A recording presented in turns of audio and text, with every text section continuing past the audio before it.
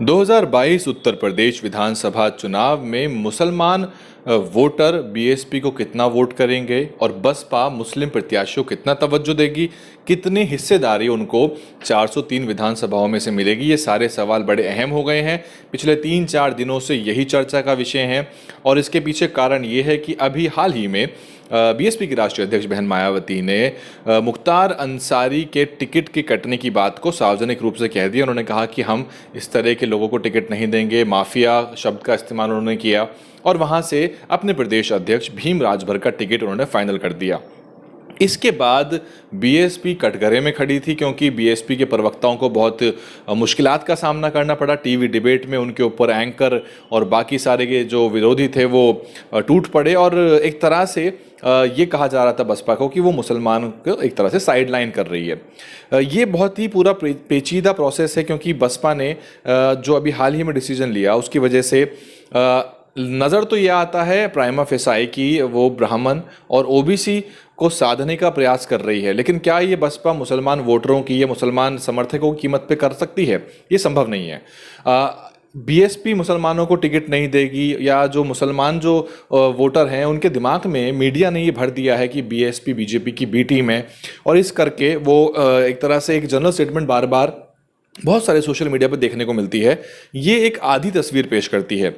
उत्तर प्रदेश में 20% की आबादी लगभग मुसलमान रखता है और बसपा कई बार मुसलमानों को अच्छी नुमाइंदगी देती आई है, प्रत्याशी बड़े पैमाने पर उतारे हैं। 2017 में भी जब समाजवादी पार्टी ने 102 मुस्लिमों को टिकट दिया था तो बसपा ने भी लगभग 88 से 90 के आसपास टिकट दिए थे। हालांकि समाजवादी पार्टी के ज़्यादा जीत के आए थे अगर हम 12 की बात करें तो, और 17 आते आते ये आंकड़ा बहुत कम हो जाता है क्योंकि 2017 के अंदर बीजेपी ने पोलराइजेशन की राजनीति करी थी और एक भी मुस्लिम प्रत्याशी नहीं उतारा था और जाहिर सी बात है कि उनकी संख्या जो थी, कुल संख्या विधानसभा में वो कम हुई थी। पहले भी बीएसपी के ऊपर इस तरह के आरोप लगते रहे हैं और कोशिश ये की जाती है कि जो वोट है वो समाजवादी पार्टी को एक मुश्त मिले। समाजवादी पार्टी की तो कोशिश रहेगी क्योंकि राजनीति में आप अपने पाले में समुदायों को करने की कोशिश करते हैं, लेकिन क्या मुसलमान बसपा को वोट नहीं करता? कल एक चर्चा में मैं शामिल था जहां बहुत सारी चीज़ें निकल के आई। अगर आप इस तरह से देखें तो बीएसपी ने लगातार टिकट दिए पिछले लोकसभा चुनाव में भी। अगर सहारनपुर जैसी विधानसभा में जहां देवबंद स्थित है वहां हाजी फजलुर रहमान जीत के आते हैं तो क्या वो मुस्लिम वोटरों के बिना हुआ होगा? या फिर जो अमरोहा की हम बात करें, क्योंकि ये जो बेल्ट है इसमें बहुत सारी विधानसभाएं जो जिले हैं वो मुस्लिम बाहुल्य हैं और बाहुल्य भी कितने 50% से अधिक की बाहुल्यता है वहां पे। मुरादाबाद, रामपुर, अमरोहा, ये पूरी की पूरी बेल्ट है। अमरोहा में कुंवर दानिश अली अगर जीते होंगे तो क्या वो मुसलमान वोटरों के बिना जीते होंगे? ऐसा हो नहीं सकता। और आने वाले समय में भी बसपा मुस्लिम प्रत्याशियों को टिकट बिल्कुल देगी। उनकी हिस्सेदारी जो है वो उनकी आबादी के अनुपात से ज़्यादा ही मिल जाएगा और वो जीत के भी आएंगे।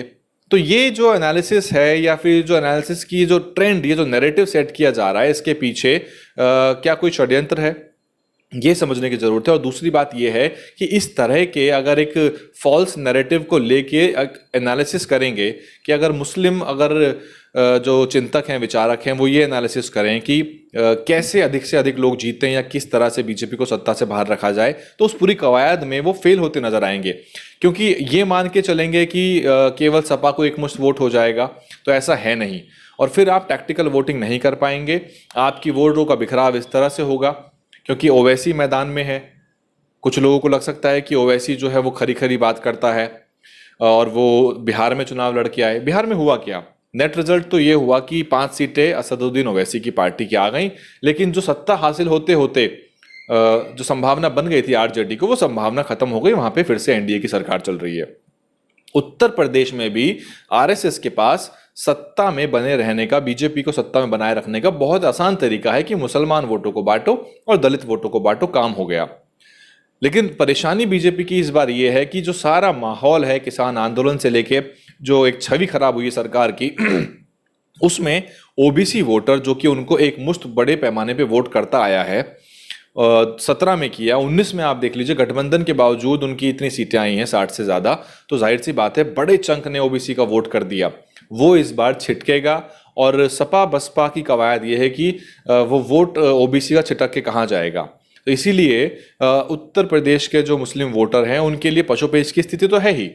अखिलेश यादव आजम खान को लेके मुखर नहीं हो पा रहे, मुसलमानों के मुद्दे को लेके वो खुल के नहीं रख पा रहे। वहीं जो बीएसपी के जो विचारधारा है इस वक्त, वो ब्राह्मण सम्मेलन करके हटे हैं, पिछड़े वर्ग के सम्मेलन करके हटे हैं।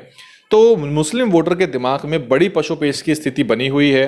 वो समझ नहीं पा रहे कि उनका हितैषी कौन है। ऐसे में ओवैसी को फायदा हो सकता है और कुछ सीटों पे प्रत्याशी के हिसाब से, क्योंकि ये जो मुस्लिम वोट है ये बहुत जगह बंटने की संभावना है। अगर फर्ज कीजिए कि आम आदमी पार्टी भी एक बहुत मजबूत प्रत्याशी को उतार देती है जिसके साथ पूरा उस क्षेत्र का समाज हो जाता है, मुस्लिम समुदाय हो जाता है, तो क्या उसको वोट नहीं मिलेगा? वो जीतेगा नहीं, पर उसको 10,000 5,000 वोट मिल सकता है।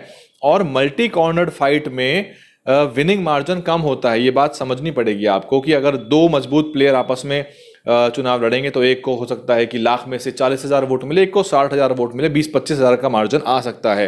लेकिन मल्टी कॉर्नर्ड फाइट में विनिंग मार्जिन होंगे कम, और इसीलिए ऐसी पार्टियां जो 5,000 10,000 8,000 वोट लेंगी वो हार जीत का जो परिणाम है उसको बदल देंगी। और यही आरएसएस की रणनीति है। किसी का नाम लिए बिना मैं कहना चाहूंगा कि बहुत सारी पार्टियां ऐसी हैं जो ना खुद जीतेंगी ना सपा बसपा को जीतने देंगी। तो उत्तर प्रदेश के मुसलमानों को बहुत सोच समझ के वोट डालना होगा। अपने क्षेत्र के बाकी समुदायों से विचार विमर्श करके एक टैक्टिकल वोटिंग करनी पड़ेगी। केवल ऐसे ही नहीं कि हमें बस फलानी पार्टी ने प्रत्याशी दे दिया तो हमने वोट कर दिया। इस तरह की वोटिंग से नुकसान हो जाएगा इन टोटलिटी। आप देख रहे थे डीएन हिंदी। मैं हूं वैभव कुमार। इस पूरे मुद्दे पे आपके क्या विचार है, कमेंट करके मुझे बताइए। आपकी कमेंट का हमको इंतजार रहेगा। बहुजन सत्ता के संघर्ष को जारी रखने के लिए डीएनएन हिंदी को आर्थिक सहयोग की जरूरत है। सहयोग राशि सीधे हमारे अकाउंट में या फिर गूगल पे, फोन पे और पेटीएम के जरिए भी भेज सकते हैं।